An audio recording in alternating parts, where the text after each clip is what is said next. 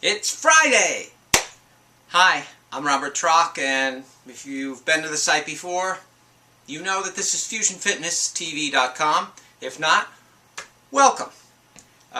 Seeing as this is a new year, I pretty much had it with writing blog posts. It's just agonizing sitting there typing those things out. It's just too much work going into making those coherent. I'm not the best writer.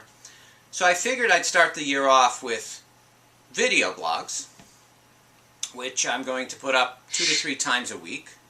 And here we go. And speaking of a new year, I would say that probably a lot of you out there have either made a resolution to lose weight, to put on muscle, maybe you want to run a marathon, get yourself just in better shape, maybe reduce stress, whatever it is. There's a lot of them. Well, this is not about how to keep your resolutions, because as we know, most people don't, because they're made half-heartedly, they're made without any plan, and they're not usually grounded in reality. And by that I mean not what it is you eventually want, but what you're doing to get there. And that's kind of what I want to talk about right now. It's about, let's say you make a New Year's resolution. Let's just make it about that. And you make it about you want to lose 20 pounds and gain a little muscle. So you want to shape up, tone up. So you either join a gym, you send away for an internet course, you buy a book, or worse, you see a YouTube video of somebody doing some exotic exercise and think that's what you need to start with to look like them. Well, no. Let's say you're somebody that's been sitting around for 20 years. Let's say you're somebody that hasn't worked out in 10 years. Let's say you're somebody that works out now and then. Oh, this is my parakeet, by the way. This is Kiwi. Over there. And let's say you're somebody that's done all these things, and then you're going to go straight into an exercise program. Well, let's have some reality grounding here. You have to start where it is you are. You got to be honest with yourself. By that I mean you need to be assessed if you see a trainer, for instance. And a trainer should assess you for how well you're moving right side compared to left side. If you can't even do a toe touch, for instance, there are certain exercises you shouldn't even do until you clear up the toe touch thing. Now, you may be walking around with this stuff and you feel fine. The problem is when you try to pile exercise on top of that without taking care of that first, you're asking for trouble. Your chance for injury is probably about 50% if it's a bad right or left difference. If you plunge right into high-intensity training, that probably goes up even more. Or if you're just a runner, let's say you're already running.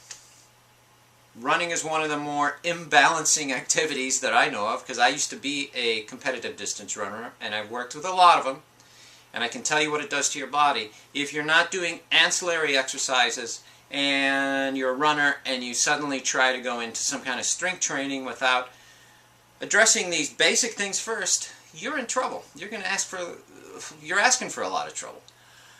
Losing weight, putting on muscle, getting in shape, any of these things need to be started with baby steps. Even if you're experienced, you should take the time to go back, relearn the basics. Like a great coach will have athletes go back and redo the fundamentals again and again. If you don't have those, you have no base to pile all this other stuff on, and if it's not there, you got a shaky building it's going to fall over, and you're asking for trouble. So the next few months, actually the next few weeks, I'm going to run over what I'm doing this year for myself. I decided to break things down and go way back to basics and build up. I'm giving myself 5 or 6 months, and I'll show you where I want to be. So patience is a virtue when it comes to rebuilding your body. You must be patient. If not, you're asking for trouble. You may even get there, but you're either going to be burnt out, injured, or it's just really not going to last because you have no solid foundation. I can find a lot of examples like that, and during the next few weeks I may bring some in. I may recall a few that I've known, or colleagues that know other ones, so you know what I'm talking about, so you don't repeat these mistakes. So you And I want to see if I can lay out a bit of a plan so you know what it is you're going to be doing. Okay, so for the rest of the year, hopefully I'll be bringing information to you like that. Some of the things I love, I'll go on some rants, and I have a lot of them. The sky's the limit, really. But this is where I wanted to start. With this, and football playoffs, NFL football playoffs, start tomorrow. We got 4 games, and yes, for the 3rd year in a row, since making the Super Bowl, the Chicago Bears are not in the playoffs. What's going on there? I won't even go into it. I'll save that rant for another time. Anyway, the teams we have in the playoffs, all good teams. The NFC is an especially tough race to call. I think the team in the most trouble there, though, is the New Orleans Saints. I think I like the Saints. I'd like to see them do something for once in their history. But right now, I think they're in trouble. The way they lost those last 3 games, the last game doesn't even really count, but the 2 before that, where they were trying to win them, I think there's a problem there. And maybe the rest will help, maybe it won't. I don't know. Minnesota Vikings, who are in my division with the Bears, I think if they bring their A game, they're going to be very tough to beat. We'll see what Favre can bring to the table. The Philadelphia Eagles, who are playing the Dallas Cowboys, I would love to see the Eagles beat the Cowboys. I'd love it. But, I don't know. That last game, you know, I've seen the Eagles' defense in the last few games give up a lot of touchdowns and slide down. Dallas's defenses look tough. I don't know. I can't see the Eagles winning this game. I would love to see it. Let's find out this weekend. The other game in the AFC, actually 2 other games in the AFC, the Patriots and the Ravens. Right now I have to pick probably the Pats. They have a lot of injuries and their defense is a couple years away, I think, from being a contender again. But I think they could beat Baltimore. It is a home game for them. So I'm picking the Patriots. The other game in the NFC is our arch rival, the Bears' arch rival. The Green Bay Packers are going out to Arizona to play the Cardinals. Everyone thinks this is going to be a shootout. I have to agree. I give the Packers a slight edge, though. I just think they're playing a little sharper right now. Although if they can get to Aaron Rodgers, who's turning out to be a great quarterback, I think the Cardinals have a good shot. Then, of course, the last game, the New York Jets and Cincinnati Bengals.